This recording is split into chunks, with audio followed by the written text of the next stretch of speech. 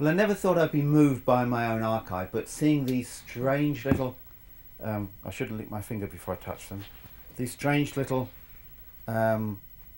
invented islands, these little maps of invented islands, takes me so far back into my childhood. They're very, very neat. I don't know when I would have done these pictures, but probably when I was about 9 or 10 years old, I would have thought. And the picture is that I lived in a ground floor flat in North London.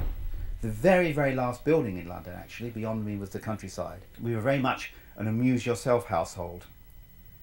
And I was always more amused and more stimulated by atlases than any other book. I used to love looking at atlases. And it seemed to me that implicit in every atlas, every map I looked at on every page, was a narrative of travel.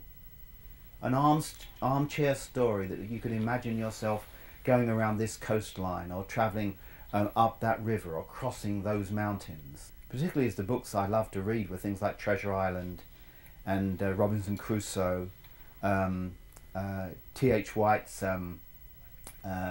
Mistress Masham's Repose and such like, which were all about invented places, often invented islands.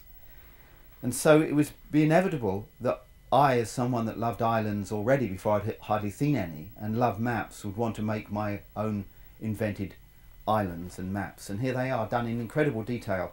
I'm just looking at the places here. I've put in railway lines and towns and beaches and strange coastlines. Spent hours laying on my stomach in front of the fire, drawing these things. I wonder if you can smell the fire. I fancy I can. I fancy I can smell the London smog. Towns called Peggotty and Nickleby, which obviously must have been influenced by reading Dickens. Oh, here on the left there is a town called Forber and another one called Gregory and another one called Kitson. Forber, Mr. Forber was my headmaster at school.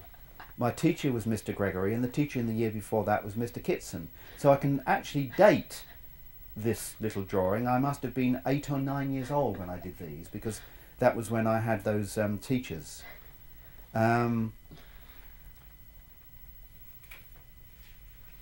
This one has got, I must have been interested in writers, or simply taken the name of writers from the few books on my father's shelves, because aged 8 or 9, this little map I've drawn of an island has got a province called Milton, another province called Priestley, and another province called Shelley. Very, very strange. The weird thing is that actually, when you look at these, this is what I've been doing all of my writing life. I don't set my novels in real places that you could find on a map. I've put them in invented places which sound and look as if you ought to be able to find them on a map, but actually aren't on maps. So Continent, my first collection, or novel, or whatever you want to call it, Continent, was set on an entirely invented 7th continent, which didn't try and seem otherworldly, it tried to sound worldly. So you could imagine that you could go to Heathrow Airport in London and actually fly there.